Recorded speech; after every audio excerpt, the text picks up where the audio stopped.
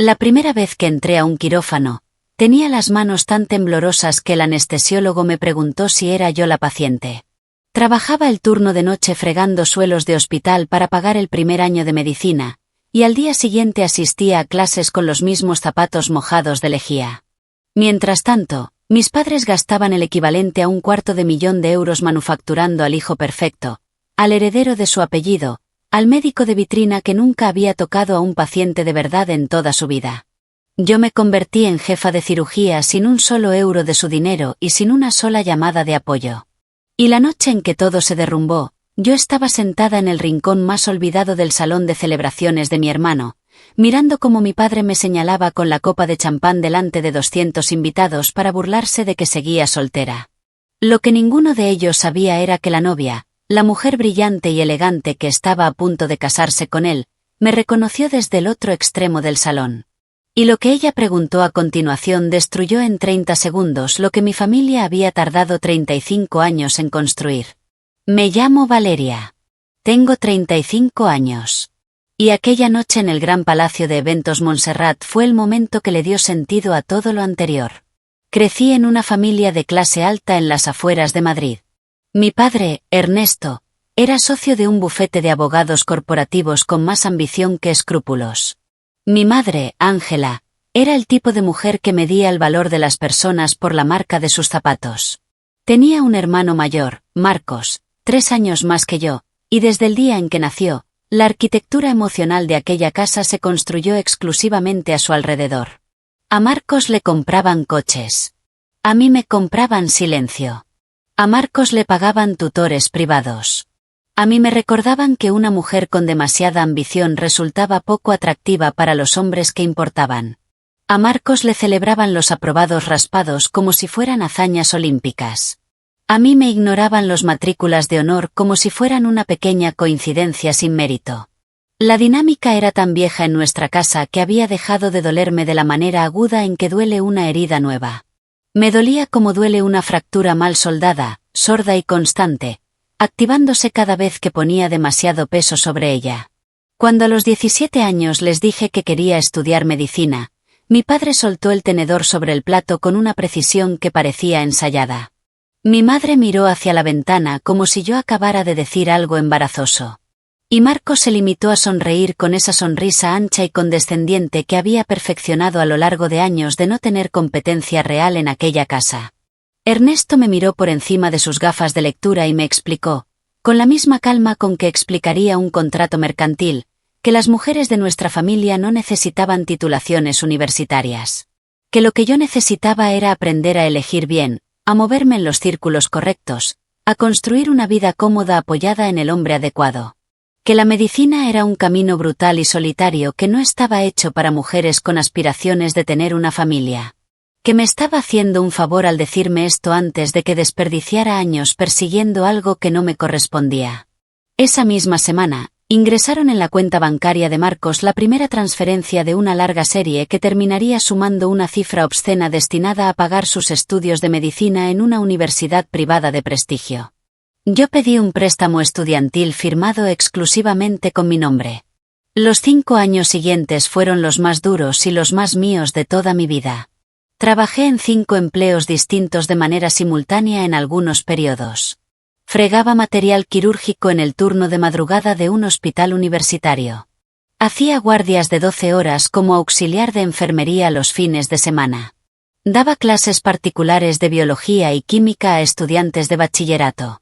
Repartía comida a domicilio los miércoles y los jueves por la noche. Y los viernes por la tarde trabajaba de camarera en un restaurante del centro donde las propinas de un solo turno podían marcar la diferencia entre pagar el alquiler o no. No dormía bien. No comía bien. Llevaba el mismo abrigo 3 inviernos seguidos porque no podía permitirme uno nuevo. Aprobé el MIR con una nota que me colocó entre el 1% superior de los candidatos nacionales ese año. Realicé mi residencia en cirugía general. Completé un fellowship de cirugía de trauma de 2 años. Publiqué investigación en revistas indexadas. Ascendí. Y durante todo ese tiempo, mis padres no llamaron una sola vez para preguntar cómo estaba. El día de mi graduación de medicina, Estaban en Mallorca pagando la fianza del apartamento de playa que le alquilaban a Marcos para que pudiera estudiar en un ambiente tranquilo para los exámenes del MIR que suspendió 3 veces consecutivas antes de que la universidad lo expulsara por deshonestidad académica. Yo recogí mi título de medicina con las manos que olían a antiséptico de las 8 horas de guardia que había hecho la noche anterior. No hubo fotografía familiar. No hubo cena de celebración. No hubo una sola llamada. Años después de todo eso, la invitación a la fiesta de compromiso de Marcos llegó por correo ordinario. Sin nota. Sin llamada previa. Era una tarjeta impresa en papel de hilo con el escudo de un club privado en el membrete, y mi nombre escrito a mano al pie como si hubiera sido añadido en el último momento, que probablemente fue exactamente lo que ocurrió. Fui porque decidí que ya no iba a darles el poder de excluirme de mi propia historia familiar. El Gran Palacio de Eventos Montserrat era exactamente el tipo de lugar que mis padres elegirían para una noche como esta. Todo en él gritaba dinero con la sutileza de un cartel de neón. Arreglos florales importados que llegaban hasta el techo. Una orquesta de cámara tocando en una esquina con la discreción de los que saben que son decoración de lujo. Menaje de porcelana con bordes dorados. Y 200 invitados que representaban exactamente el tipo de red social que mis padres habían pasado toda la vida intentando tejer. Me habían asignado la mesa 14. Era la última fila. Quedaba parcialmente bloqueada por un biombo decorativo y directamente frente a las puertas batientes de la cocina, de modo que cada vez que el personal de servicio pasaba, la corriente de aire me traía el olor a mantequilla dorada y el sonido metálico de los carros de bandejas. Había una escultura de hielo en forma de cisne al lado de la mesa que llevaba derritiéndose el tiempo suficiente como para haber formado un charco discreto sobre la tarima de madera. Me senté sola. Pedí agua con gas. Y observé. Marcos estaba en la mesa central, resplandeciente en un smoking de medida que debía costar lo que yo ganaba en una semana de guardias cuando era residente. Reía con facilidad, con esa risa amplia y sin preocupaciones del hombre que nunca ha tenido que ganarse nada. Mi madre, Ángela, se movía entre los grupos de invitados con la gracia estudiada de quien lleva décadas practicando la hospitalidad estratégica. Mi padre, Ernesto, presidía la sala con la autoridad de quien ha confundido el dinero con el mérito durante tanto tiempo que ya no distingue la diferencia. Y después estaba ella. Lucía era extraordinaria. No era el tipo de belleza que se impone, era el tipo que se instala. Abogada penalista de 32 años, hija de una familia de magistrados y profesores universitarios, con una trayectoria profesional que ya había generado titulares en la prensa jurídica especializada. Había ganado casos que otros abogados con el doble de experiencia habían considerado indefendibles. Era brillante de una manera que no necesitaba anunciarse. Entendía perfectamente por qué Marcos la quería. Y entendía igualmente bien por qué mis padres estaban volcando todos sus recursos en impresionar a su familia. La orquesta dejó de tocar con suavidad. El sonido de un cubierto golpeando una copa se propagó por el salón. Mi padre se levantó de la mesa de honor con la copa en la mano y el pecho hinchado de vino caro y orgullo prestado. Ernesto era el tipo de hombre que había nacido convencido de que merecía una audiencia. Cuando hablaba en público, adoptaba un tono de voz que oscilaba entre la intimidad del confesor y la autoridad del juez. Aquella noche estaba en su elemento absoluto. Agradeció la presencia de todos. Habló de legado y de futuro. Habló de lo mucho que Marcos había trabajado para llegar donde estaba. Detalló la inversión que la familia había hecho en su formación, 250.000 euros en los mejores programas médicos disponibles, pronunciando la cifra con la satisfacción del coleccionista que enseña su pieza más valiosa. Habló de las manos sanadoras de su hijo, del orgullo que representaba para el apellido familiar, del médico excepcional que el mundo necesitaba. Después sus ojos recorrieron el salón hasta encontrarme. Me señaló con la copa. Y a nuestra hija Valeria, dijo, con una sonrisa que conocía demasiado bien. Le dijimos hace años que las mujeres de esta familia no necesitan títulos universitarios. Le dijimos que encontrara un buen marido. Seguimos esperando. A ver si esta noche tiene suerte con el ramo de novia. La risa que recorrió el salón fue de ese tipo incómodo que la gente produce cuando no sabe si lo que acaba de escuchar es un chiste o una crueldad y decide cubrirse las espaldas riéndose de todas formas. Varias personas giraron la cabeza hacia mi mesa. Vi en sus ojos ese gesto de lástima ajena que resulta casi más humillante que el insulto original. Me quedé completamente quieta. Mantuve la postura. Sostuve la mirada de mi padre el tiempo suficiente para que fuera él quien apartara los ojos primero, lo que hizo, aclarándose la garganta y elevando la copa hacia el resto de la sala para cerrar su intervención entre aplausos.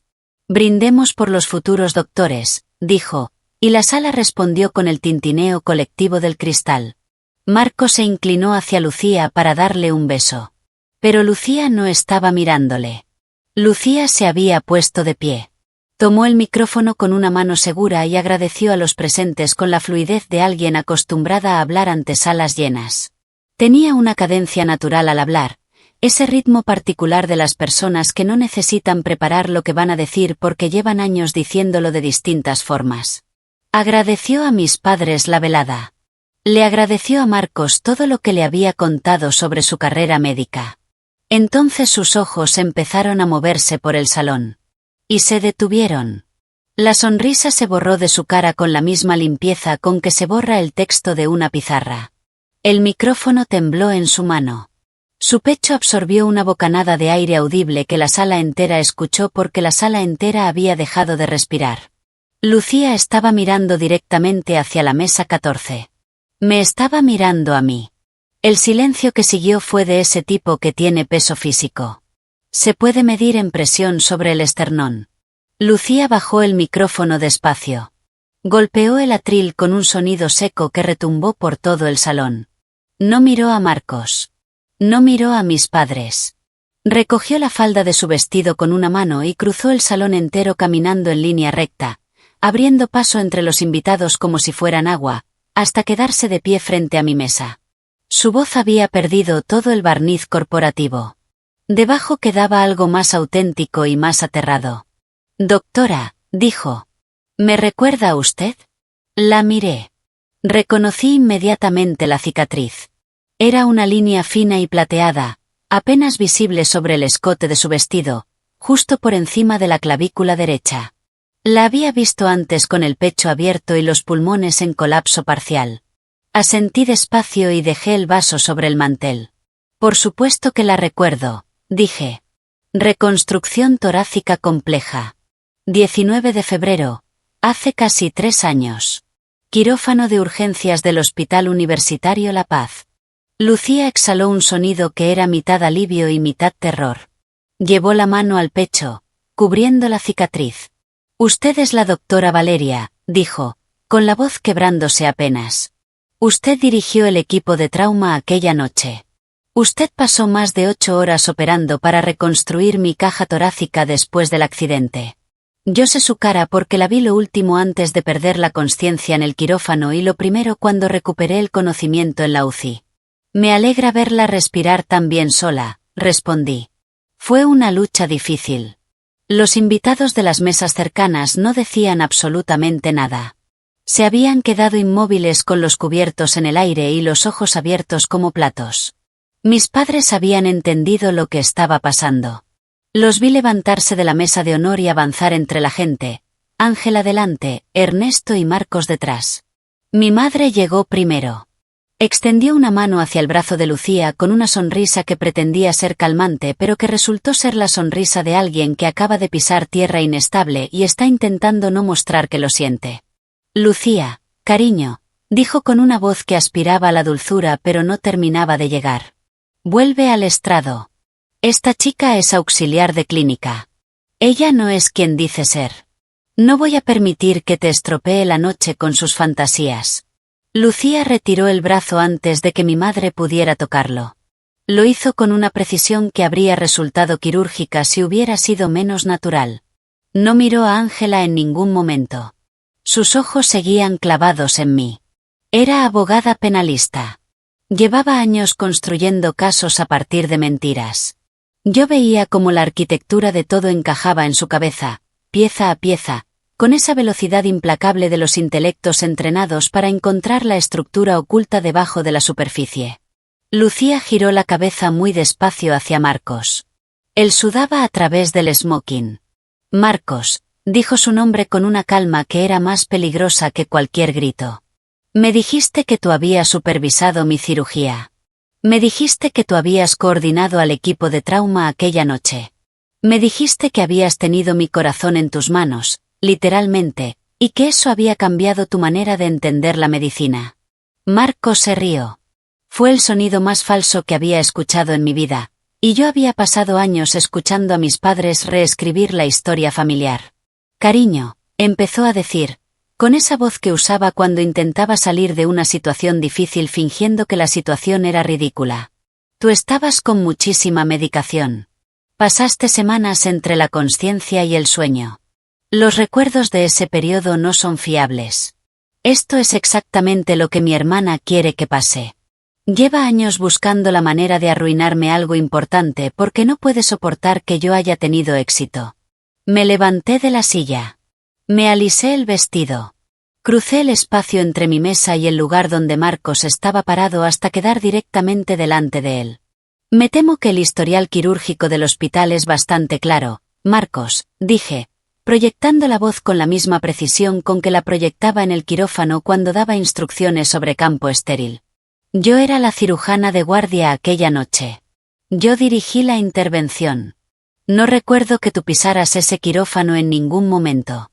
De hecho, no recuerdo que hayas pisado nunca el Hospital La Paz en calidad de médico. Lucía se movió hacia Marcos con la determinación sosegada de quien ha tomado una decisión y ya no tiene dudas. Me mostraste artículos tuyos publicados en revistas médicas, Marcos, dijo. Se los mostraste a mi padre. Los usaste para demostrar que eras un cirujano de primer nivel. Los usaste para convencerle de que era sensato apoyar tu proyecto de clínica privada. Son mis publicaciones, dije sin levantar la voz. Volumen 38 de la Revista Española de Cirugía. Si consulta el índice de autores, encontrará mi nombre completo y mis credenciales. Él utilizó nuestro apellido compartido cuando te los enseñó y dejó que asumieras que la inicial correspondía a su segundo nombre. El sonido que recorrió el salón fue colectivo e incontrolable. El padre de Lucía se levantó de su mesa. Era un hombre de presencia innata, magistrado de carrera con décadas en los tribunales, acostumbrado a escuchar mentiras elaboradas y a desmontarlas con la economía de movimientos del que no necesita hacer esfuerzo para que se le respete. Cruzó el salón hacia nosotros con la calma de quien sabe exactamente a dónde va. Mi madre intentó interceptarlo. Se colocó entre él y Marcos con esa versatilidad emocional suya que le permitía pasar en décimas de segundo de la hostilidad más cruda a la victimización más exagerada. Adoptó una expresión de madre sufriente con la facilidad de quien lo ha practicado durante décadas. Don Alberto, empezó, dirigiéndose al magistrado con una voz que pretendía ser confidencial, Valeria tiene problemas desde hace muchos años. Tenemos que proteger su intimidad, claro. Pero la realidad es que lleva tiempo con una fijación obsesiva hacia su hermano. Intercepta su correspondencia. Memoriza sus artículos para fingir que son suyos. Llegó aquí esta noche sin invitación específicamente para arruinar esta celebración. Le ruego que no tome en serio nada de lo que dice. Está sin medicación. Me mordí el interior de la mejilla para no sonreír.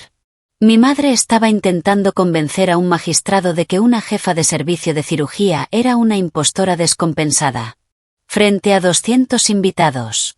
Con la novia escuchando cada palabra. Don Alberto Reyes levantó una mano y mi madre dejó de hablar a mitad de sílaba. Mi hija tiene memoria fotográfica, dijo el magistrado, con esa cadencia de los que han pasado la vida midiendo cada palabra antes de pronunciarla. Es por eso, en parte, por lo que es la socia más joven de su despacho. Y reconoce perfectamente la cara de la mujer que le abrió el pecho para devolverle los pulmones. Su voz descendió un grado de temperatura. No me interesa la dramaturgia familiar. Me interesa saber cuyo nombre figura en la licencia médica. Miró a Marcos. Marcos tenía la boca abierta y los ojos recorriendo el salón en busca de una salida que no existía. Mi padre intentó avanzar hacia nosotros, pero don Alberto extendió un brazo con autoridad suficiente para detenerle. Usted espera, le dijo a Ernesto, con la misma naturalidad con que debía decirlo en sala. Que hable su hijo. El silencio que siguió tenía la densidad del aire antes de una tormenta eléctrica. Marcos me miró. Y después miró a nuestra madre. Era la misma mirada que había tenido toda la vida cuando algo se le iba de las manos. La mirada del niño que espera que alguien mayor venga a resolver lo que él ha roto. Era la mirada del hombre que jamás había aprendido a asumir las consecuencias de nada porque siempre había habido alguien dispuesto a absorberlas por él. Ángela intentó dar un paso al frente, pero yo hablé antes. Déjame ayudarte, Marcos, dije, mirándole directamente. Porque parece que se te ha cerrado la garganta. Me giré hacia don Alberto y hacia Lucía. El nombre que figura en esa licencia médica es el mío, dije. Y ya que mi madre ha mencionado la realidad, hablemos de la realidad.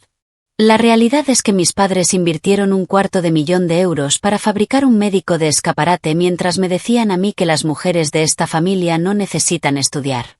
La realidad es que lo mandaron a una universidad médica privada en el Caribe que admite a cualquier persona que extienda un cheque y que tiene una tasa de fracaso entre sus graduados que ningún folleto publicitario menciona. La realidad es que suspendió el MIR 3 veces. La realidad es que lo expulsaron por deshonestidad académica. La realidad es que nunca obtuvo la especialización, que nunca completó una residencia, que nunca ejerció la medicina en ningún hospital de ningún país. No es médico. Nunca lo ha sido. El salón no respiraba. Mi padre se puso en pie con el tipo de movimiento brusco que precede a las escenas que uno lamenta mucho después. ¡Basta! La voz de Ernesto tronó en el salón con una rabia que ya no podía disimular detrás del barniz de hombre cultivado y sereno. Eres una víbora ingrata. Te dimos todo lo que tenías. Un techo, una familia, un apellido. Y nos lo pagas así, destruyendo a tu hermano delante de toda nuestra gente. Vas a salir ahora mismo de este salón y vas a pedirle perdón a Lucía y a su padre o te juro que no vuelves a tener contacto con nadie de esta familia mientras yo viva. Ernesto rodeó los grupos de invitados hasta llegar a la mesa 14. Golpeó la superficie con el puño con suficiente fuerza para volcar varias copas y hacer temblar la escultura de hielo, cuyo charco ya era considerable sobre la tarima. Los fragmentos de cristal resonaron contra el suelo de madera. Fue el sonido del fin de una pantomima que había durado 35 años. Lucía no parpadeó ante el golpe. Llevaba la vida profesional entera sentada frente a hombres que usaban el volumen de su voz como sustituto del argumento. Conocía esa táctica mejor que nadie. Se giró hacia Marcos. Y en su cara ya no había vestigio alguno de la mujer que había llegado esa noche dispuesta a comprometerse para siempre con alguien. Llevas 10 minutos en silencio, dijo con una voz que habría podido cortar cristal, mientras tus padres acusan a tu hermana de estar loca, de ser una impostora, de colarse aquí sin invitación. Y en todo ese tiempo no has producido una sola prueba de que eres quien dices ser. Solo excusas. Solo ataques a ella. Solo ruido. Lucía extendió la mano con la palma hacia arriba. Enséñame tu número de colegiado, dijo. Enséñame tu tarjeta del hospital. Enséñame cualquier cosa que demuestre que eres médico. Si me la enseñas, le pido disculpas a tu familia ahora mismo y seguimos con la fiesta. Marco se llevó las manos a los bolsillos del smoking con un gesto tan desesperado que habría resultado patético si no hubiera sido tan revelador. No llevo esas cosas encima en una gala, dijo. Están en casa. Esto es una locura, Lucía. Estás dejando que mi hermana te manipule. Lleva años esperando un momento así para hundirme. Lucía bajó la mano despacio. Vinimos juntos en mi coche, dijo, con la quietud de quien ya sabe la respuesta. Tu coche está en el garaje de tu apartamento. El apartamento que pagan tus padres. Y eso fue todo. No gritó. No lanzó nada. Se quitó el anillo de la mano izquierda, un diamante que debía de haber costado lo que mis padres no invirtieron nunca en mi educación, y caminó hasta la mesa 14. Lo colocó con cuidado sobre el mantel blanco, junto a mi vaso de agua con gas. Dáselo a tus padres, le dijo a Marcos sin girarse. Son ellos quienes han pagado todo esto. Don Alberto Reyes se acercó a su hija. Intercambiaron una mirada breve y total, de esas que no necesitan palabras porque llevan años construyéndose. Nos vamos, dijo el magistrado. Y se fueron. Primero Lucía y su padre. Después su madre, sus hermanos, sus tíos. La familia al completo recogió sus cosas con una dignidad sosegada que resultó más devastadora para mis padres que cualquier escándalo. Salieron del salón sin prisa, sin escenas, sin mirar atrás. Docenas de personas con conexiones judiciales, académicas y profesionales que mis padres habían pasado meses intentando cultivar, saliendo por las puertas dobles del gran palacio de eventos Montserrat como si acabaran de decidir que había mejores maneras de pasar una noche de viernes. Mi madre se hundió en una silla con un sollozo que esta vez sí era genuino, porque las consecuencias eran reales. Marco se quedó mirando el anillo sobre el mantel blanco. Mi padre se giró hacia mí. Lo que vino después ocurrió muy rápido. Ernesto cruzó el espacio entre nosotros y me agarró del brazo por encima del codo. Sus dedos apretaron el músculo con la fuerza de alguien que ha perdido el control de algo que creía suyo. «Vas a salir ahora mismo y vas a arreglarlo», me dijo al oído, con la voz reducida a un hilo tenso y caliente. «Vas a decirle a esa chica que te has confundido. Que estás enferma. Que lo has inventado todo. O te prometo que me encargo de que no vuelvas a tener un solo día de paz». Miré hacia abajo, hacia su mano sobre mi brazo. Había pasado la residencia entera aprendiendo anatomía de manera práctica. Sabía exactamente qué estructuras nerviosas discurrían bajo qué músculos. Apliqué una presión específica sobre el punto correcto de su muñeca. No fue violento. No necesitó serlo. Mi padre soltó mi brazo y retrocedió un paso con los ojos muy abiertos. «Ya soy muerta para esta familia», le dije, con la misma tranquilidad con que daría indicaciones postoperatorias. «Morí el día que decidiste que mi única utilidad era conseguir un marido mientras fabricabas un fraude con tu dinero. No me interesa tu apellido, ni tu dinero, ni tu perdón. No te debo nada». Recogí mi bolso de la mesa. El anillo de Lucía seguía sobre el mantel, captando la luz de las arañas con esa indiferencia serena de los objetos que no saben lo que representan. Me di la vuelta y caminé hacia la salida con la espalda recta y los pasos seguros. Detrás de mí quedaban el hielo derritiéndose, las copas volcadas, los 200 invitados en silencio, y 35 años de mentiras que ya no tenían estructura suficiente para sostenerse solas. En el vestíbulo del palacio, el aire era fresco y quieto. El contraste con el calor cargado del salón resultaba físicamente agradable. Entregué mi tarjeta al aparcacoches y esperé con las manos en los bolsillos del abrigo. El teléfono vibró. Número desconocido. Un mensaje de 3 palabras. «Gracias, doctora. Lucía». Sonreí en la oscuridad. El compromiso había terminado. La guerra con mi familia no había hecho más que comenzar. Iban a culparme de todo lo que habían perdido esa noche, el dinero, la reputación, la alianza social que llevaban meses construyendo. Iban a venir a por mí. Lo sabía. Estaba preparada. Lo que no esperaba era que vinieran a las 7 de la mañana del día siguiente. Llevaba exactamente 45 minutos despierta cuando el ascensor de mi ático sonó. Vivía en el último piso de un edificio en el barrio de Salamanca que había comprado con mis propios ahorros después de 10 años de guardias, investigación y turnos acumulados. El apartamento tenía ventanales desde el suelo hasta el techo con vistas al Paseo de la Castellana, techos de 4 metros, una cocina de mármol blanco y el silencio cuidado de los lugares que uno construye específicamente para protegerse del ruido del mundo. Era una fortaleza. Era mía. Y yo asumía que la seguridad del edificio era suficiente para mantener a mi familia al otro lado. Me equivoqué. Más tarde supe que mi madre había llegado al portal a las 6:45 de la mañana con los ojos enrojecidos y el maquillaje del día anterior aún parcialmente adherido a la piel. Le había dicho al portero de noche que era una emergencia médica urgente. Que su hija no respondía al teléfono. Que algo podría ir muy mal. La actuación fue suficientemente convincente para que el portero, que tenía 22 años y llevaba 3 meses en el puesto, utilizara su tarjeta maestra para enviarles el ascensor al piso superior sin avisar por el interfono. Las puertas del ascensor se abrieron y mis padres entraron en mi casa. Se detuvieron nada más cruzar el umbral. Sus ojos recorrieron el espacio en silencio. Tomaron el apartamento con una expresión que reconocí inmediatamente. Era la misma expresión que pone la gente cuando la realidad no coincide con la historia que llevan años contándose. El desajuste entre lo que esperaban encontrar, la hija menor viviendo en un piso funcional de clase media con el justo para llegar a fin de mes, y lo que había delante de ellos, era demasiado grande para procesarlo con rapidez.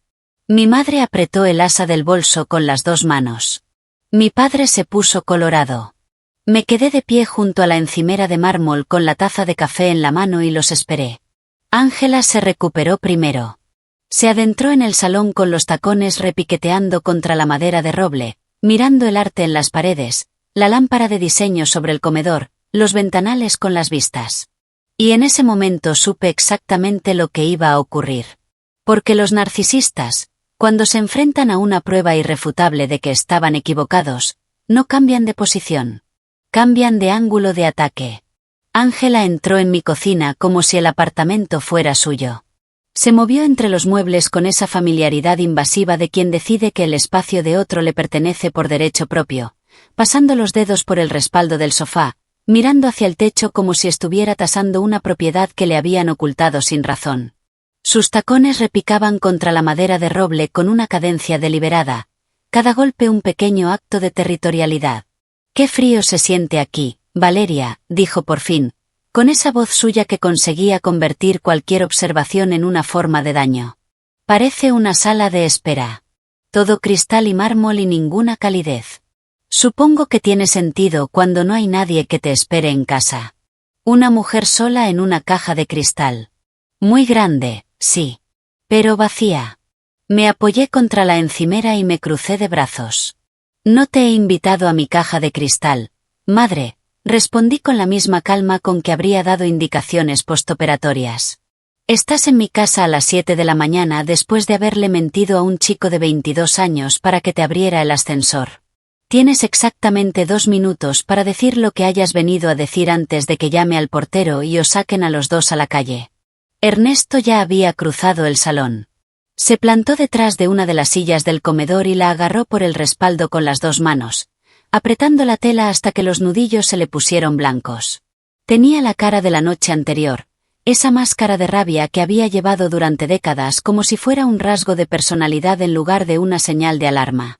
«Tienes una cara increíble, después de lo que hiciste anoche», gritó, y su voz rebotó contra los techos altos con una brutalidad acústica que habría intimidado a cualquiera que no hubiera pasado 10 años aguantando exactamente ese tono. «Destruiste la vida de tu hermano por pura maldad. Marcos está en nuestro salón ahora mismo, llorando como un niño. Lucía ha bloqueado todos nuestros teléfonos. Su padre está hablando de acciones legales. Arruinaste el mejor día de la vida de tu hermano». Solté una carcajada corta y seca. «Yo no arruiné nada», le corregí, y bebí un sorbo del café que aún estaba caliente. Marcos arruinó su propia vida el día que decidió suplantar a una médica, robarle la identidad profesional y usarla para engañar a una mujer brillante haciéndola creer que era alguien que nunca ha sido. Yo simplemente encendí la luz para que Lucía pudiera ver lo que había en la habitación. Si hubiera dicho la verdad desde el principio, ninguno de nosotros estaría aquí. «Es tu hermano», intervino Ángela, dando un paso hacia la cocina con una brusquedad que no encajaba con su elegancia habitual. «La familia protege a la familia.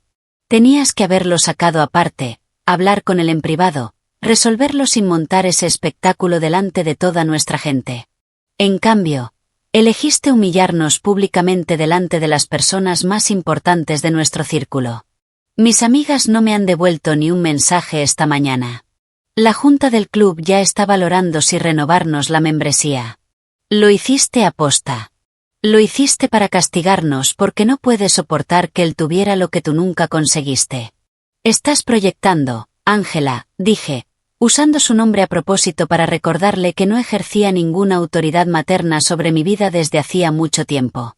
«Estás furiosa porque tu inversión favorita resultó ser una estafa. Pusiste 250.000 euros en un hombre vacío, y ahora toda la ciudad lo sabe. No entres en mi casa a intentar culparme de tu pésima crianza y de tus desastrosas decisiones financieras». Ernesto soltó la silla y cruzó el salón hasta el otro lado de la encimera de mármol. Se detuvo a centímetros de mí. Tenía las venas del cuello marcadas como cables a tensión.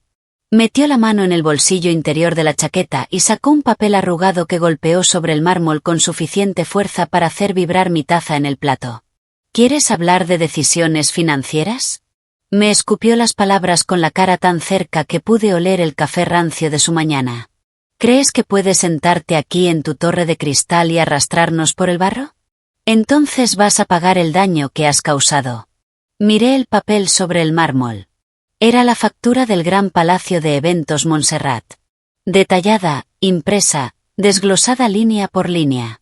Las flores importadas. La orquesta de cámara. La barra libre.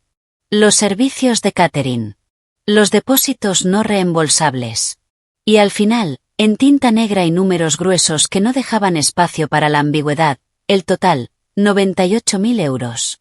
Mi padre me miraba con la mirada encendida del que está convencido de que tiene razón porque tiene un papel en la mano. Vas a pagar cada céntimo de esta factura, dijo, cruzando los brazos sobre el pecho. Tú causaste esa escena. Tú eres la razón por la que Lucía y toda su familia se marcharon antes de que cortaran el pastel. Con lo que ganas tú, esto no es nada. Para nosotros es un golpe brutal. Es lo mínimo que nos debes. Levanté los ojos despacio del papel y los posé en los suyos. ¿Quieres que firme un cheque de 6 cifras para cubrir el coste de una fiesta a la que no me habían invitado formalmente? Pregunté, con la voz absolutamente plana. ¿Una fiesta dedicada a celebrar a un hombre que lleva años suplantando mi identidad profesional? Le debes eso a tu hermano después de lo que le has hecho, intervino Ángela, colocándose al lado de mi padre con esa instintiva coalición suya que habían perfeccionado durante décadas. Pero el dinero no es lo único que has venido a arreglar esta mañana. La factura es solo el mínimo. Alcé una ceja y bebí otro sorbo de café. Dime exactamente qué más esperáis que haga para arreglar un desastre que crearon vosotros. Ángela exhaló un suspiro largo y teatral, del tipo que reservaba para los momentos en que quería parecer agotada por mi irracionalidad. Lucía ha suspendido el compromiso oficialmente, explicó, con la voz tensa y controlada. Su padre está exigiendo ver documentación acreditativa del empleo de Marcos antes de que acabe la semana.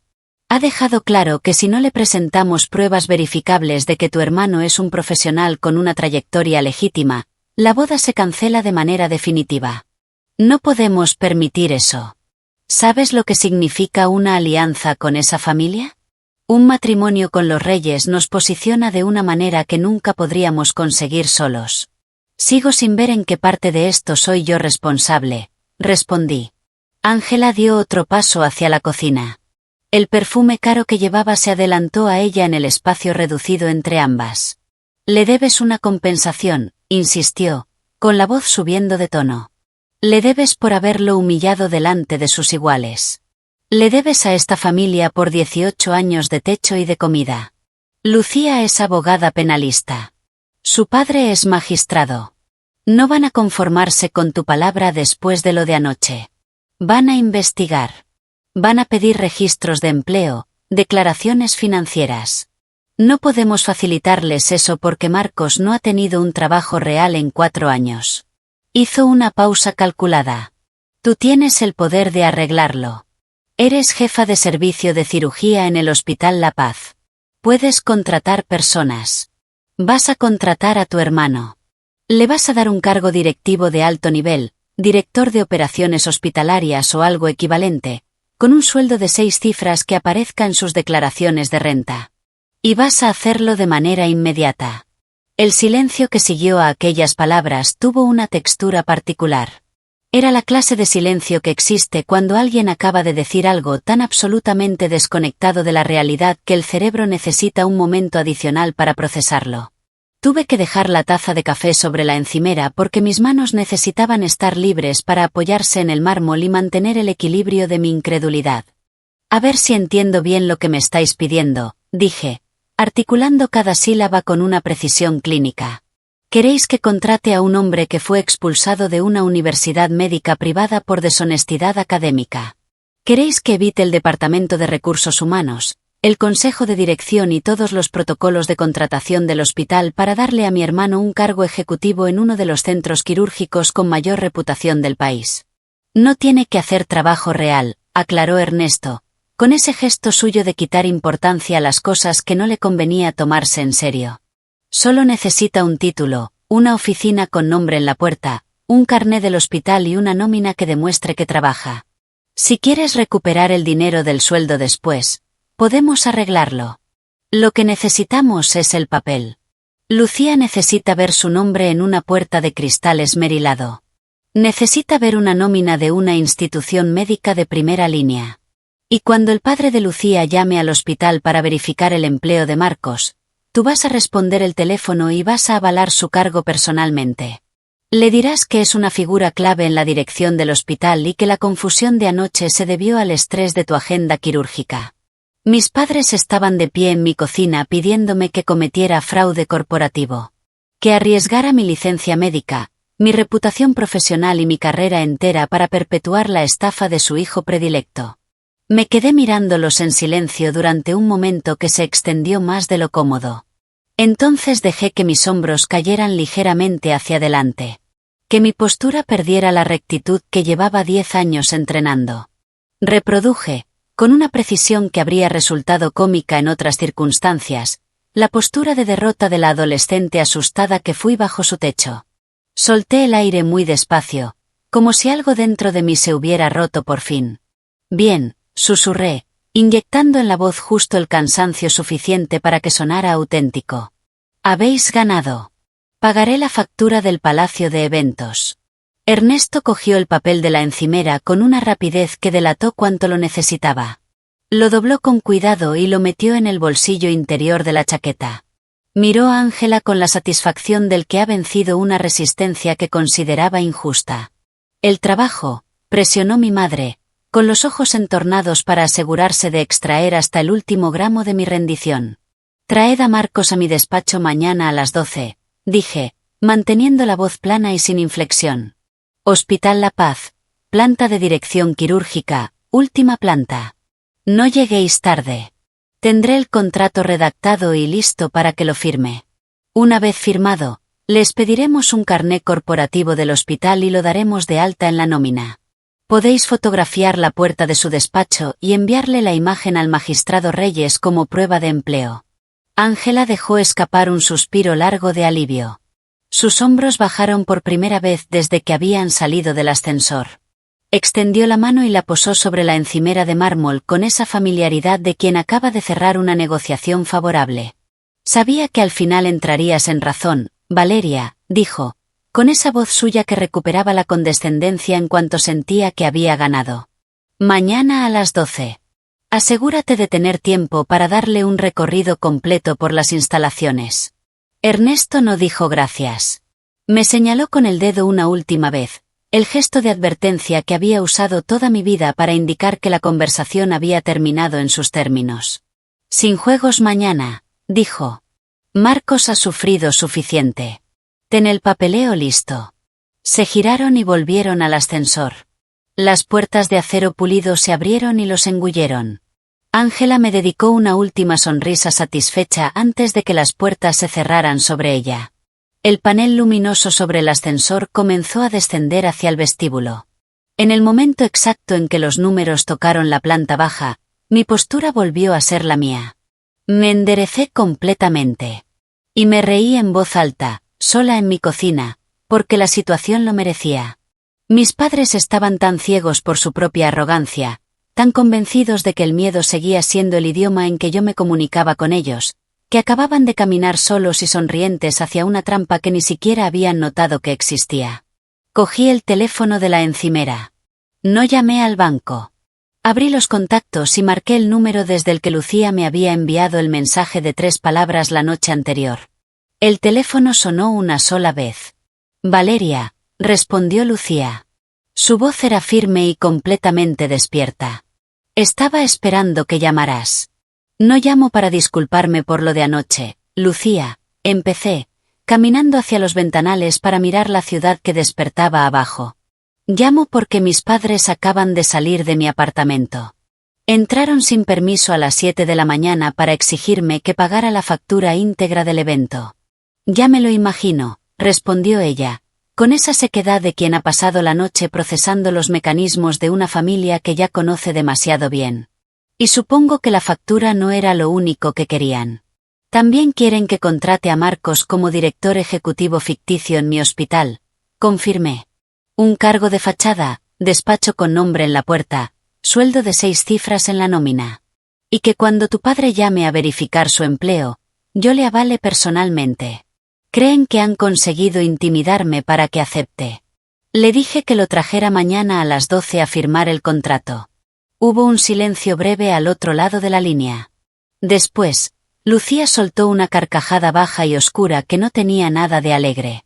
Era el sonido de alguien que lleva horas tendiendo una red y acaba de ver entrar el pez. ¿Conoces el concepto de contrato trampa desde el punto de vista jurídico? Me preguntó. Al fondo de la línea se escuchaba el tecleo rápido de un teclado. Soy cirujana, Lucía, respondí. Abro personas y las recompongo. No redacto documentos legales. Pero tengo la sensación de que estás a punto de darme un curso intensivo. Llevo despierta desde que salimos del palacio, dijo, y su voz cambió de registro con esa fluidez de quien cambia de marcha en una carretera que conoce de memoria. El hombre con quien iba a casarme dentro de 6 semanas resultó ser un fantasma construido con tus credenciales. No existe ningún médico llamado Marcos con el apellido que compartís. Así que hice lo que hago cuando me enfrento a una entidad corporativa hostil. Lancé una investigación independiente y completa. ¿Qué encontraste? Tus padres creen que lo peor que hizo Marcos fue mentir sobre acabar la carrera de medicina, dijo, y su tono descendió un grado hacia algo más denso y más serio. Creen que esto es un conflicto familiar por un título falso. No tienen la menor idea de lo que su hijo ha estado haciendo realmente con su tiempo y con su dinero. Hizo una pausa. Revisé sus registros financieros. Usó tu número de colegiado como identificación médica para solicitar préstamos personales en 3 entidades bancarias privadas distintas. Les convenció de que era un cirujano de alto nivel en proceso de abrir una clínica propia. Pero eso no es lo peor. Me aferré al teléfono con más fuerza. Hace 3 meses, Marcos convenció a mi tío para que invirtiera 75.000 euros en una empresa de tecnología médica. La empresa era una sociedad instrumental registrada sin actividad real. El dinero desapareció. El peso de aquello tardó un segundo en instalarse del todo. No solo se había apropiado de mi identidad. Le había robado dinero real a la familia de la mujer a quien pretendía amar.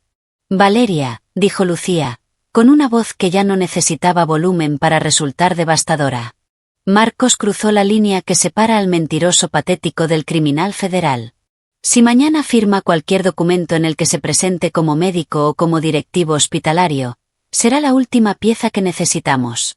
He pasado la noche redactando algo muy específico para que le pongas delante en ese despacho. No vamos a avergonzarle. Vamos a meterle en prisión. Colgué y dejé el teléfono sobre el mármol. La magnitud de los delitos de mi hermano se asentó en el silencio de mi cocina con la solidez de algo irreversible. Recogí el maletín y fui al hospital a hacer mi turno de tarde, completamente serena. A las 2 de la tarde estaba sentada en mi despacho revisando informes de pacientes cuando el teléfono empezó a vibrar sin parar. Mi madre había pasado la mañana al teléfono. La maquinaria familiar estaba en marcha. 5 llamadas perdidas de mi tía Consuelo aparecieron en pantalla en rápida sucesión. Consuelo era la hermana mayor de mi madre, la cotilla más eficiente y más dañina de todo el árbol genealógico. Una mujer que convertía la lealtad familiar en un instrumento de control. Pulsé el buzón de voz. Valeria, empezaba el mensaje, con esa voz suya que sonaba como reproche continuo incluso cuando daba los buenos días. Acabo de hablar con tu madre y estoy absolutamente consternada contigo. Está llorando en su cocina. ¿Cómo puedes haberle hecho eso a tus propios padres? Todo lo que hicieron por ti. Presentarte en esa celebración a montar ese numerito delante de toda su gente. Con 35 años. Si tanto dolor te da que tu hermano haya encontrado la felicidad, ese es un problema tuyo, no de él. Llama a tu madre ahora mismo y pídele perdón. El segundo mensaje empezaba donde el primero había terminado. Siempre ha sido imposible de querer. Valeria. Seguía Consuelo, con la voz más alta y más áspera. Por eso estás sola. Marcos construyó una vida, encontró una mujer extraordinaria, y tú no puedes soportarlo. No se te ocurra aparecer en ninguna reunión familiar hasta que hayas arreglado lo que rompiste. Borré los mensajes y abrí las redes sociales. La campaña de desprestigio ya estaba operando a plena velocidad. Primos con quienes no había cruzado una palabra en 5 años publicaban frases crípticas sobre la toxicidad y sobre proteger la propia paz. Una prima mayor había colgado un párrafo entero sobre las personas miserables que intentan apagar la luz de los demás para que la suya parezca más brillante. Era una operación coordinada con la precisión de quien lleva décadas practicando este tipo de control social. Mi madre había construido su relato con la agilidad de siempre, colocándose a ella y a Marcos como víctimas inocentes de mi inestabilidad, y la familia extensa la seguía sin cuestionarse nada porque nunca lo habían hecho. Años atrás, esta clase de ataque colectivo me habría sumido en una espiral de ansiedad de días. Habría pasado horas intentando explicarme, justificarme, pedir que me entendieran. Habría cuestionado mi propia versión de los hechos. Hoy, sentada en mi despacho como jefa de servicio de cirugía, lo observé con la distancia clínica de quien analiza un experimento predecible. No respondí a ningún comentario. No me defendí en ningún foro. En cambio, tomé capturas de pantalla de alta resolución de cada publicación y cada mensaje. Reenvié los audios de los buzones de voz de Consuelo directamente a Lucía para que los incorporara al dossier legal que estaba construyendo. Mi familia, completamente ajena a lo que se estaba preparando, nos estaba entregando documentación perfectamente organizada de su acoso. Guardé el teléfono y volví a la pantalla del ordenador. 20 minutos después, el teléfono vibró de nuevo. Un mensaje de Marcos. Mamá me ha dicho que por fin entraste en razón con lo del trabajo en el hospital. Espero que la documentación esté lista cuando llegue mañana a las 12. Quiero que el sueldo de inicio sea de al menos 200.000 euros anuales, como compensación por el daño moral y el bochorno público que me causaste anoche. Incluye también un vehículo de empresa en el paquete ejecutivo. Prefiero un Range Rover, pero acepto un Mercedes negro con equipamiento completo. El aparcamiento reservado que sea en la planta baja, cerca del ascensor privado, que no me apetece caminar. No la pifies, Valeria. Hasta mañana.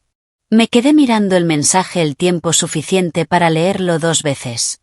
Lo que mi hermano estaba haciendo, en términos estrictamente jurídicos, era extorsión documentada. Y lo estaba enviando por escrito, con su nombre y su número de teléfono perfectamente visibles en la cabecera del mensaje. Hice una captura de pantalla. La guardé. La reenvié a Lucía. Después abrí el teléfono y llamé a mi madre, que descolgó al primer tono. Valeria, ¿qué has hecho? Su voz era un hilo tenso a punto de quebrarse. Mi teléfono no ha parado en los últimos 10 minutos. Consuelo me está gritando. Tu tío Gerardo me pide explicaciones. ¿Qué les has enviado? Solo les he puesto al día, madre, respondí con calma. Me pareció que todos debían estar informados antes de que Marcos empiece en el hospital mañana. ¿Estás destruyendo a esta familia deliberadamente? Sollozó, con la respiración entrecortada. ¿Sabes el ridículo que estamos haciendo? Nadie va a volver a invitarnos a nada. Seremos el hazmerreír de toda la ciudad. Eres una víbora ingrata y maliciosa. Si no llamas ahora mismo a Consuelo y a Gerardo para decirles que todo fue un malentendido, te desheredo. Lo digo en serio. Llamo a los abogados hoy mismo. Te quitamos el apellido. No recibirás nada cuando muramos. Nada. La escuché amenazarme con retirarme una herencia que ya sabía que no existía porque la habían gastado entera en el fraude de mi hermano. La escuché amenazarme con alejarme de una familia de la que llevaba 20 años siendo la oveja negra. No puedes despedirme de una familia de la que ya dimití yo sola, Ángela, respondí, dejando que mi voz bajara a ese registro frío que la gente que dirige quirófanos aprende inevitablemente. No quiero tu apellido ni tu herencia ni tu perdón. Asegúrate de que Marcos llegue puntual mañana. Si llega tarde, retiro la oferta. Colgué antes de que pudiera responder. Tiré el teléfono sobre el escritorio. La red estaba completamente tendida. Los monos voladores estaban dispersos. Mis padres estaban acorralados en una esquina que ellos mismos habían elegido. Mañana a las 12, el niño dorado iba a cruzar la puerta de mi despacho convencido de que había ganado. Y yo iba a tener la puerta abierta. A las 5 de la mañana siguiente estaba despierta y completamente serena. Me tomé el café despacio, miré el amanecer sobre la Castellana desde los ventanales del salón, y salí a correr por el parque como cualquier otra mañana. No pensé en Marcos. No pensé en mis padres. Me concentré en el aire fresco y en el sonido de mis propias pisadas sobre el asfalto. Llegué al hospital a las 8 menos cuarto. Las puertas automáticas del ala quirúrgica se abrieron con esa familiaridad de los lugares donde uno ha pasado la parte más importante de su vida adulta. Los médicos residentes me saludaron en el pasillo. Una enfermera de guardia me puso al día de las novedades de la noche anterior mientras caminábamos hacia la planta de dirección. Me moví por aquel espacio con la comodidad absoluta de quien sabe exactamente dónde está y exactamente qué hace allí. No era la hija menor de Ernesto y Ángela en este edificio. Era la jefa de servicio. Entré en mi despacho, dejé el maletín en el suelo, me quité el abrigo y me senté en la silla de cuero detrás del escritorio de caoba. Eran las 8 en punto. Tenía 4 horas. Sobre el escritorio, exactamente en el centro, descansaba una carpeta gruesa de cartón azul marino que un mensajero privado había dejado en recepción una hora antes. Procedía del despacho de abogados de Lucía. Tenía el peso específico de los documentos que cambian cosas de manera irreversible. La abrí y revisé el contenido por última vez. La primera página no era un contrato de trabajo. Era un requerimiento de cese inmediato de actividad, con fundamento legal detallado, exigiendo a Marcos que dejara de suplantar mi identidad profesional y de utilizar mi número de colegiado para obtener beneficios económicos. Citaba los artículos exactos del Código Penal que había vulnerado. Debajo había 50 páginas de documentación financiera. Lucía había rastreado el destino del $250,000 que mis padres le habían transferido a lo largo de los años. Facturas de alquiler de vehículos de lujo. Extractos bancarios de noches en clubs de Madrid y Barcelona. Recibos de joyería. Compras en marcas de ropa que costaban lo que yo ganaba en una semana de residente. Y debajo de todo eso, las solicitudes de préstamo en las que había falsificado mis credenciales médicas para convencer a los bancos de que era un cirujano solvente en proceso de expansión profesional. En la última página de la carpeta había una denuncia formal interpuesta esa mañana ante la Policía Nacional, firmada por Lucía Reyes, abogada penalista en ejercicio, en representación propia y en nombre de su tío, por apropiación indebida de 75.000 euros canalizados a través de una sociedad ficticia. Coloqué la captura de pantalla del mensaje de Marcos, con su exigencia del Range Rover y el sueldo de 200.000 euros, encima de la carpeta azul. La distancia entre lo que mi hermano creía que iba a pasar hoy y lo que realmente iba a pasar tenía una cualidad casi literaria. Pasé las 3 horas siguientes haciendo exactamente lo que hacía cada mañana. Visité a mis pacientes postoperatorios. Revisé los historiales clínicos con el equipo de residentes. Firmé autorizaciones quirúrgicas. Hablé con una paciente de 52 años que tenía miedo antes de la intervención del día siguiente y necesitaba que alguien le explicara con calma lo que iba a ocurrir en el quirófano. A las 11:45 regresé al despacho. Me lavé las manos. Me ajusté la bata blanca. Me senté. Puse las manos planas sobre el escritorio y esperé. El reloj digital del ordenador marcó las 12 en punto. El interfono del escritorio sonó. Valeria, dijo Rosa, mi asistente de dirección, con un tono que conjugaba la profesionalidad con una irritación perfectamente contenida. Rosa llevaba 18 años en el hospital y había visto de todo. Muy pocas cosas la perturbaban. Esta mañana era claramente una excepción.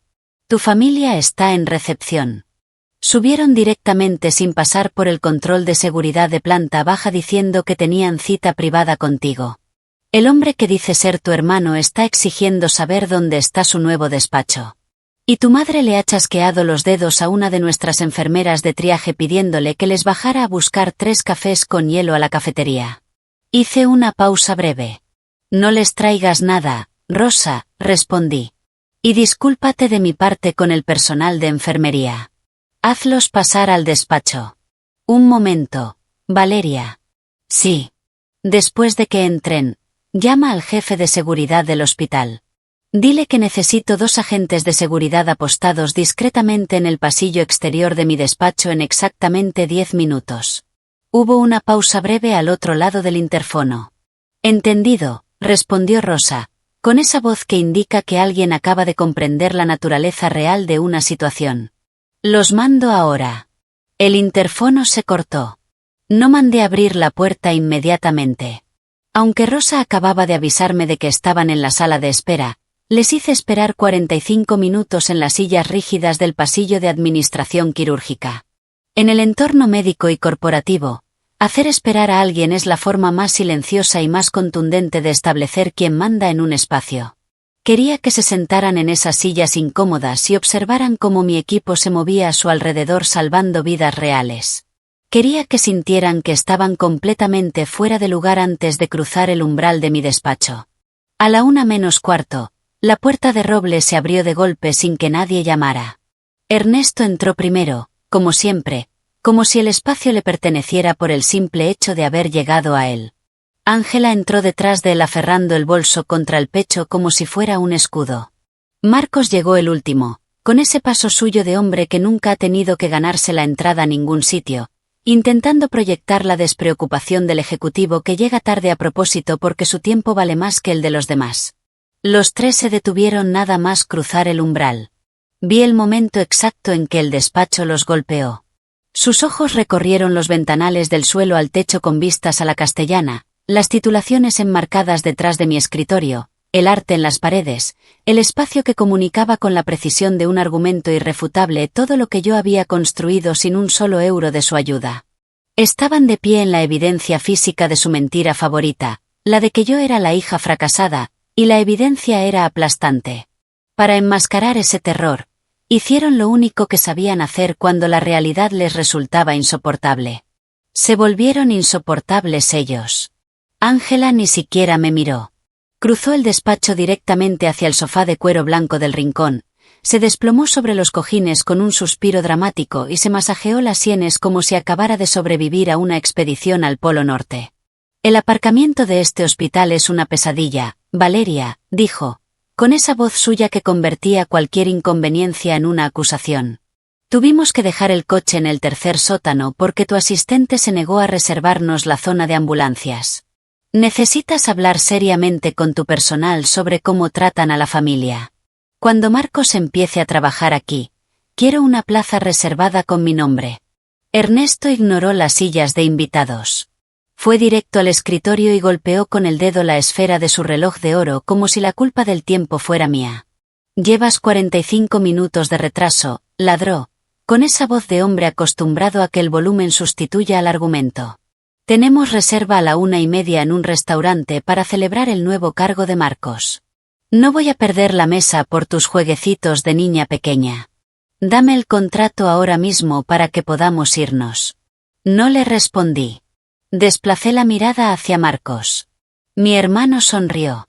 Se acercó al escritorio con la lentitud del que no tiene prisa porque cree que ya ha ganado, se hundió en la silla de cuero de invitados y, sin decir una sola palabra, levantó los pies y los apoyó sobre la madera pulida de caoba. Se cruzó de brazos detrás de la cabeza y me miró con la satisfacción del que acaba de conquistar un territorio que consideraba suyo por derecho. Buen despacho, Valeria, dijo, paseando los ojos por la habitación con esa codicia calculadora que siempre había tenido. Creo que me voy a sentir cómodo aquí. ¿Recibiste mi correo con los requisitos para mi despacho? Vi uno vacío al fondo del pasillo, junto a los ascensores. Quiero que mantenimiento empiece a instalar el mobiliario mañana por la mañana. Y no te olvides del bono de fichaje. Lucía lleva toda la mañana sin cogerme el teléfono y su padre me está presionando. Así que necesito enviarle una foto de la transferencia bancaria cuanto antes para que todo vuelva a su sitio.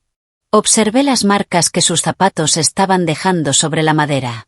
Observé la cara encendida de mi padre exigiendo que le entregara mi hospital como si fuera suyo. Observé a mi madre sacando el espejo de su bolso para retocarse el pintalabios, completamente ajena a la gravedad de lo que su hijo había hecho. Creían que me habían doblegado. Creían que el silencio de los últimos 45 minutos era prueba de mi rendición. Creían que seguía siendo la niña asustada que cedía para evitar el conflicto. No le pedí a Marcos que quitara los pies de mi escritorio. No me disculpé con mi padre por la espera. No respondí a las quejas de mi madre sobre el aparcamiento. Mantuve la cara perfectamente neutra. Extendí la mano despacio y la posé sobre la carpeta de cartón azul marino que descansaba en el centro del escritorio.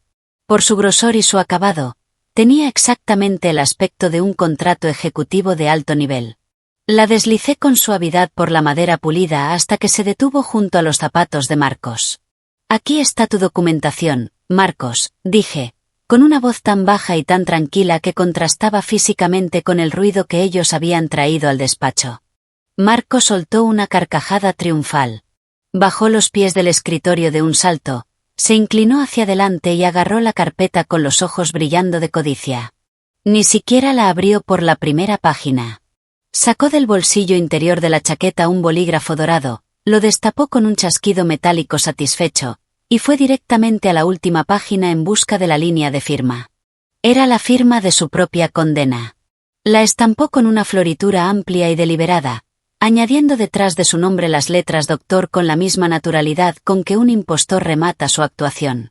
Estaba cometiendo fraude sobre el documento diseñado exactamente para destruirle. «Listo», dijo, tirando el bolígrafo sobre el escritorio con un golpe seco. «Soy oficialmente director ejecutivo de este hospital. Dile a tu asistente que configure mi cuenta de correo corporativa. Y transfiere el bono antes de las 5, que los bancos cierran». Empujó la carpeta de vuelta hacia mí y se recostó en la silla con los brazos cruzados detrás de la cabeza, saboreando lo que creía que era su victoria definitiva. Mis padres soltaron sendos suspiros de alivio. Mi madre ajustó la correa del bolso. Mi padre consultó el reloj con impaciencia, pensando ya en el restaurante. Yo no toqué la carpeta. Mantuve las manos quietas sobre el regazo. Miré a Marcos con una sonrisa fría y pequeña que él no supo leer. Extendí la mano derecha y pulsé el botón del altavoz del teléfono de escritorio. «Gracias por firmar el acuse de recibo, Marcos». La voz de Lucía llenó el despacho con la claridad de una sentencia. El efecto fue inmediato y físico.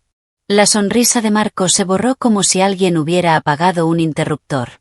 Se quedó paralizado con las manos aún cruzadas detrás de la cabeza, incapaz de moverse. Mi madre se llevó la mano a la boca con un jadeo agudo. Mi padre dejó de mirar el reloj y el color abandonó su cara con una rapidez que habría resultado clínica en otras circunstancias. «Lucía, ¿qué estás haciendo en el teléfono?», balbuceó Marcos, con la voz quebrándose de una manera que no tenía nada que ver con la autoridad ejecutiva que había proyectado 60 segundos antes.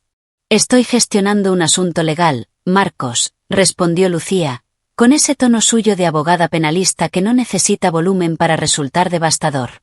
«Le pedí a Valeria que me mantuviera en línea para poder verificar personalmente que recibiste y firmaste los documentos que preparó mi despacho». «¿Documentos? ¿Qué documentos?». Eso era mi contrato de trabajo. Me incliné hacia adelante. Coloqué la mano sobre la carpeta azul y la abrí despacio por la primera página. La giré para que quedara frente a Marcos. «Lee el encabezado, Marcos», dije, con una voz que descendió un registro hasta algo que hacía mucho frío. «Lee exactamente lo que acabas de firmar». Marcos se inclinó hacia adelante. Sus ojos recorrieron las líneas del documento. Empezó a leer en voz alta con una voz que temblaba tanto que apenas podía articular las palabras. «Requerimiento formal de cese inmediato de actividad y notificación de cargos penales en trámite por múltiples delitos de fraude». Se desplomó hacia atrás en la silla como si algo lo hubiera golpeado físicamente. El bolígrafo dorado rodó hasta el borde del escritorio y cayó al suelo con un sonido diminuto que en el silencio absoluto del despacho resultó ensordecedor. «Eso no es un contrato de trabajo, Marcos», dije, con la misma calma con que daría un diagnóstico postoperatorio. «Es un acuse de recibo con validez jurídica. Al firmar la última página, has confirmado oficialmente que has sido notificado de los cargos y de la evidencia reunida contra ti. Esto es una trampa. Ángela se levantó del sofá de un salto y cruzó el despacho hacia el escritorio, con los tacones golpeando el parqué. No puedes hacerle esto. Es tu hermano. Estás jugando con su vida. No estoy inventando nada, Ángela, respondió la voz de Lucía desde el altavoz, cortando el grito de mi madre con la precisión de un bisturí. He pasado las últimas 12 horas utilizando todos los recursos de mi despacho para investigar al hombre con quien iba a casarme. Lo que encontré no fue a un médico de prestigio. Encontré un historial de fraude sistemático y deliberado. Ernesto se abalanzó sobre el escritorio y golpeó la superficie con las dos manos abiertas. «Cierra la boca, Lucía», rugió, con la cara de un morado tan oscuro que habría resultado preocupante desde el punto de vista cardiovascular.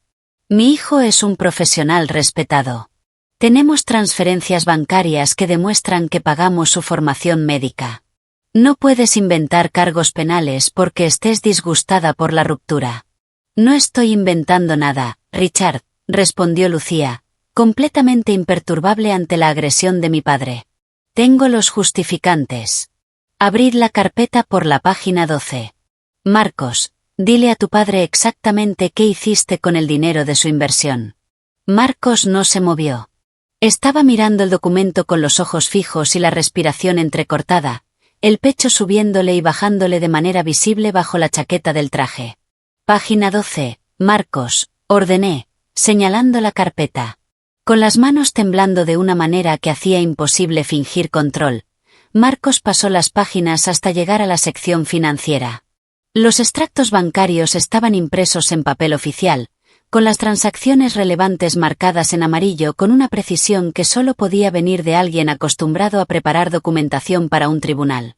Ernesto le arrebató la carpeta de las manos. La recorrió con los ojos, pasando rápido de una página a otra, hasta que se detuvo. «La matrícula universitaria costó 25.000 euros», leyó en voz alta, con una voz que se había vaciado de todo lo que la había llenado hasta ese momento. Ernesto levantó la mirada hacia Marcos. «El resto, los 225.000 euros, se fue en alquileres de coches de lujo. En noches de reservado en discotecas. En ropa. En apartamento de alto standing». Ernesto dejó caer la carpeta sobre el escritorio. «Suspendiste en segundo año», dijo, con la voz convertida en un hilo. «Llevas 4 años viviendo de nuestro dinero fingiendo que estudiabas para un examen que nunca llegaste a presentar. Nos mentiste durante 4 años». Ángela soltó un gemido y se aferró al respaldo del sofá para no caerse. Sus ojos buscaron a Marcos en busca de la desmentida que no llegó, porque Marcos seguía mirando el suelo sin levantar la cabeza. «Pero gastar el dinero de tus padres en una mentira es, con toda su gravedad, el menor de tus problemas», continuó Lucía, y su voz descendió a ese registro que los abogados penalistas reservan para el momento en que van a entregar el argumento definitivo. Pasada la página 25. Tomé la carpeta y la abrí en la página indicada. Era la solicitud de un préstamo a una entidad bancaria privada. «Lee el importe solicitado y las credenciales utilizadas para avalarlo, Ernesto», dije en voz baja. Mi padre se inclinó sobre el escritorio. Su respiración era corta y superficial. Recorrió el documento con la mirada y las palabras le salieron como si costaran físicamente pronunciarlas. $500.000 euros. Solicitado en nombre de un médico cirujano de guardia en proceso de apertura de clínica privada. Utilizó un número de colegiado. «El tuyo». «El mío», confirmé. Usó mi número de colegiado para hacerse pasar por mí ante el banco. Los bancos procesan estas solicitudes con rapidez cuando el historial crediticio del supuesto solicitante es impecable, y el mío lo es. El préstamo fue aprobado en 48 horas. El dinero no fue a ninguna clínica. Saqué del cajón inferior del escritorio el segundo bloque de extractos bancarios que Lucía había obtenido mediante requerimiento judicial esa misma mañana y los extendí sobre la superficie de caoba como se extiende un mazo de cartas. Cenas de 2.000 euros en restaurantes con estrella. Transferencias a concesionarios de automóviles de lujo. Pagos a joyerías. $500.000 euros evaporado en 18 meses. Marcos cerró los ojos y enterró la cara entre las manos. Sus hombros empezaron a temblar. Cuando el dinero del préstamo se agotó, El banco detectó irregularidades en los pagos y congeló la cuenta, continuó Lucía. Marcos necesitaba liquidez inmediata para impedir que la investigación bancaria llegara al número de colegiado y descubriera que no era quien decía ser. Necesitaba dinero rápido. Y hace 7 meses lo consiguió. Ernesto levantó la cabeza muy despacio. 7 meses, repitió, con una voz que se había vuelto extrañamente quieta. Hace 7 meses, Ángela, me dijiste que necesitabas mi firma en unos papeles de actualización del seguro de la casa. Ángela retrocedió hasta chocar con el sofá. Sus manos se agitaron delante de la cara en un gesto frenético. Sus labios se movieron sin producir sonido durante un segundo largo antes de que saliera de ella un llanto que esta vez no tenía nada de teatral. No eran papeles del seguro, Richard, dijo Lucía. Eran los documentos de una segunda hipoteca sobre vuestra vivienda familiar. La firma del notario fue falsificada. La aprobación se aceleró a través de un contacto en la sucursal bancaria. Y el importe íntegro de la hipoteca fue transferido a la cuenta de Marcos para cubrir el impago del préstamo fraudulento antes de que la investigación avanzara. Ernesto no se movió durante varios segundos. Después se giró hacia Ángela con una lentitud que tenía algo de irreversible. Le robaste la casa, dijo, con una voz tan baja que apenas cruzó el escritorio. La casa que pagué durante 30 años. La firmaste como garantía de sus deudas sin decirme nada. Y tu plan para devolver el dinero era venir aquí a exigírselo a ella. Lo hice para salvarlo, sollozó Ángela, con el maquillaje completamente arrasado por el llanto. El banco iba a presentar denuncia. Iban a detenerle. No podía dejar que pasara eso. Iba a arreglarlo. Valeria tiene dinero. Ella podría haber cubierto la hipoteca fácilmente. Nos lo debe por todo lo que hicimos por ella cuando era pequeña. La magnitud de aquello tardó un momento en instalarse en el silencio del despacho. Le había robado a su marido para cubrir que su hijo le había robado a ella, y su solución final era que la hija a quien habían tratado toda la vida como un estorbo pagara la deuda de todos. Ernesto miró a Ángela con una expresión que no tenía nombre concreto porque combinaba demasiadas cosas a la vez, el desconcierto, la furia, el asco y algo que se parecía mucho al miedo de quien acaba de comprender que ha construido su vida entera sobre un suelo que nunca fue firme. No tienes ingresos propios, Ángela, dijo, con esa voz nueva, hueca y rasposa que no le había escuchado nunca. ¿Cómo ibas a devolver una segunda hipoteca? El grito que Ernesto soltó a continuación sacudió los ventanales. No voy a reproducirlo en detalle porque lo que siguió fue el espectáculo de un matrimonio destruyéndose en tiempo real. 38 años de fachada desmoronándose en el espacio de 3 minutos. Con Ángela entre sollozos intentando justificar lo injustificable y Ernesto con las venas del cuello marcadas como cables a tensión repitiendo sin poder evitar lo que ella le había hipotecado la casa que tardó 30 años en pagar. Pero antes de que el griterío llegara a su punto más alto, la puerta de roble se abrió. Todos se giraron. Lucía entró en el despacho. No era solo una voz procedente de un altavoz. Era una presencia física en traje negro de chaqueta perfectamente entallado, la espalda recta, el paso medido, con la autoridad silenciosa de alguien que no necesita anunciarse porque la habitación ya lo ha notado. Pero no entró sola. A ambos lados de ella, 2 agentes de seguridad del hospital cruzaron el umbral y se apostaron junto a la puerta con los brazos cruzados sobre el chaleco, bloqueando físicamente la única salida. El silencio que cayó sobre el despacho fue absoluto. Lucía cruzó el despacho sin mirar a mis padres. Sus tacones marcaron un ritmo preciso sobre el parqué hasta que se detuvo frente al escritorio. Abrió su maletín de cuero negro y extrajo una carpeta manila gruesa con el sello oficial de la Policía Nacional en la portada. La dejó caer sobre los extractos bancarios con un golpe seco y definitivo. La quiebra que se os viene encima es el menor de vuestros problemas, Richard, dijo Lucía, con esa calma de quien tiene todos los argumentos ordenados y no necesita ninguna emoción para presentarlos. Falsificar una escritura hipotecaria y utilizarla para financiar un fraude bancario es un delito grave. Pero lo que hizo Marcos cruzó la línea que separa el fraude patrimonial del delito federal. Marcos emitió un sonido pequeño y opaco. Hace 3 meses, Marcos contactó con mi tío, continuó Lucía, girándose para que mis padres pudieran escuchar cada detalle sin que se les escapara ninguno. Mi tío gestiona un fondo de inversión privado especializado en proyectos del sector sanitario. Marcos le presentó los artículos de investigación que había escrito Valeria. Le presentó proyecciones financieras fabricadas para un nuevo centro de cirugía de trauma. Y le presentó una carta de intenciones falsificada en la que afirmaba asociarse con el Hospital La Paz para construir dicha instalación. Ángela se cubrió la boca con ambas manos.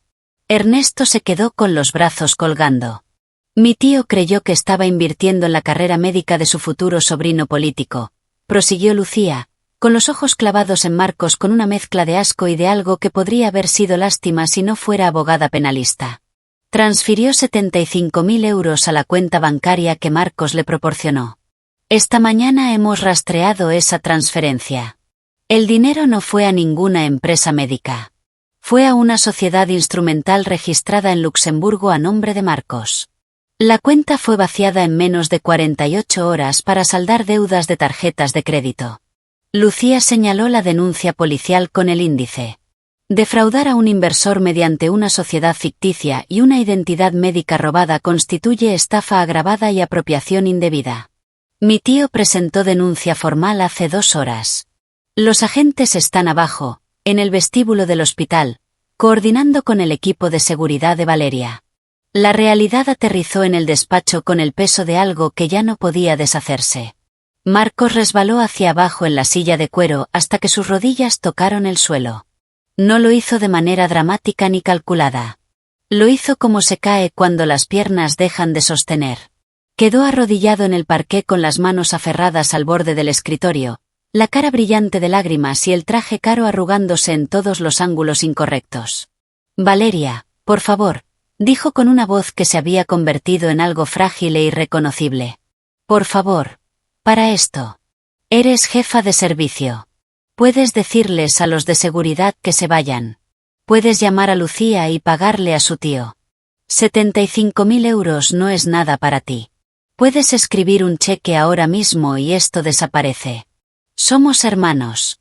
La familia cuida de la familia. Tú siempre cuidaste de todos. Por favor. Lo miré desde el otro lado del escritorio. Durante 35 años me habían dicho que yo era la inferior. Que no merecía la inversión. Que mi único valor estaba en conseguir que alguien me eligiera.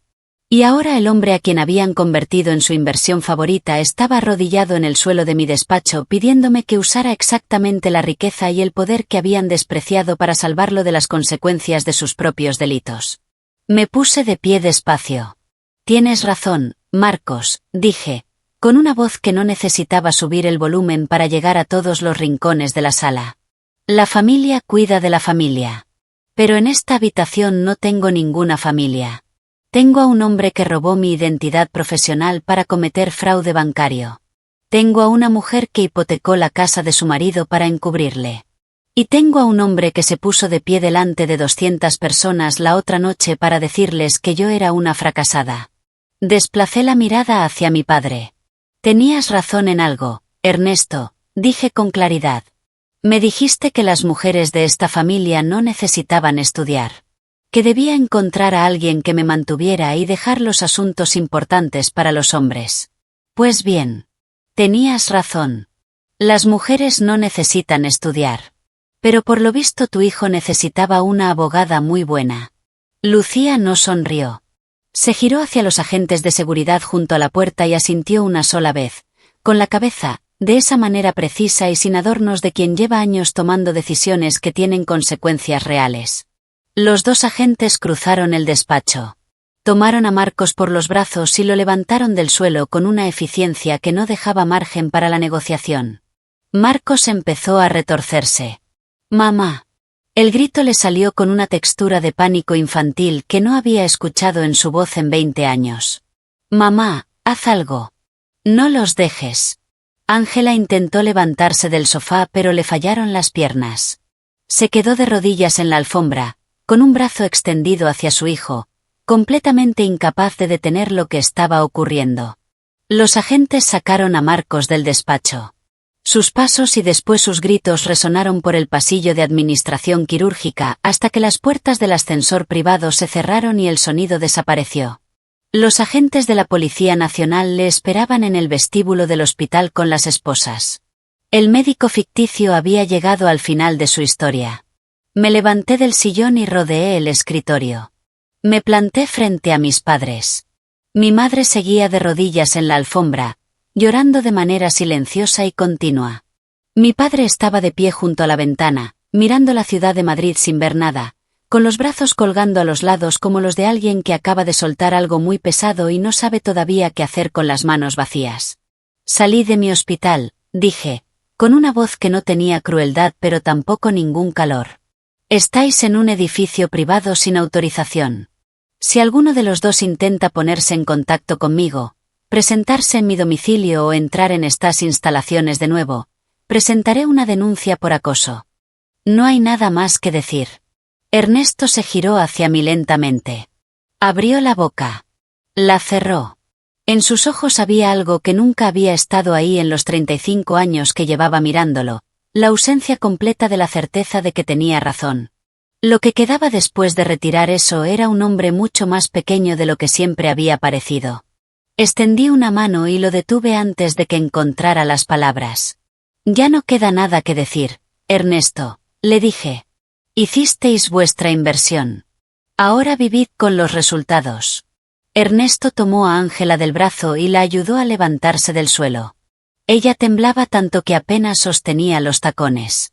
Salieron del despacho sin mirar atrás, caminando por el pasillo de la planta de dirección quirúrgica como dos personas a quienes se les ha retirado algo que creían que les pertenecía por derecho y aún no han procesado del todo que nunca fue suyo.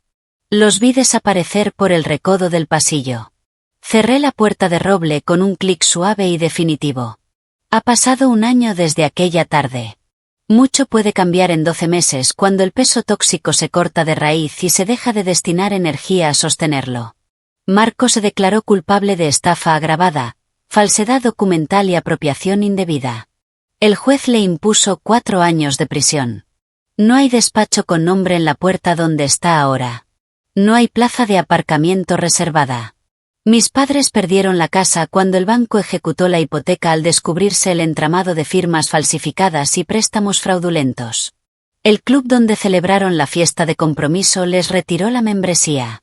El círculo social que habían cultivado durante décadas se disolvió con la misma velocidad con que se había formado, porque ese tipo de amistades funcionan mientras hay algo que ganar y se evaporan en cuanto aparece algo que perder.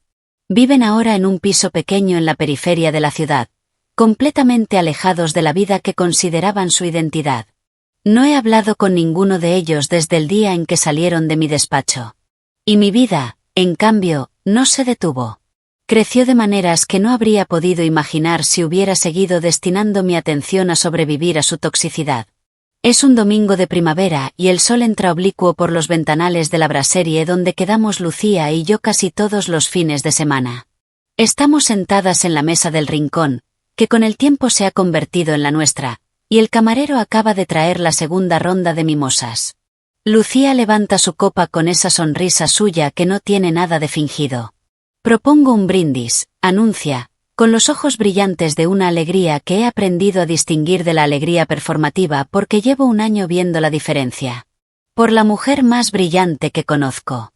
Y por la nueva directora médica del Hospital La Paz. Elevo mi copa para encontrar la suya. El Consejo de Administración del hospital me había comunicado el nombramiento la semana anterior. Era el puesto más alto al que podía aspirar en mi campo, y llegaba construido sobre 10 años de guardias, de investigación, de decisiones tomadas bajo presión insoportable y de noches en que la única razón para seguir era que había algo que merecía la pena al otro lado. Por la paz, respondo, rozando su copa con la mía. El cristal suena limpio y claro en el aire de la mañana. Miro por la ventana la ciudad que se mueve ahí fuera, indiferente y viva, y pienso que durante 35 años dejé que me convencieran de que no merecía ocupar espacio. Que mi ambición era un defecto. Que mi éxito, si llegaba, tendría que disculparse de alguna manera. Lo que no calcularon es que las personas a quienes se intenta enterrar a veces saben exactamente cómo cavar. Construí todo esto con mis propias manos. Y ya nadie va a quitármelo.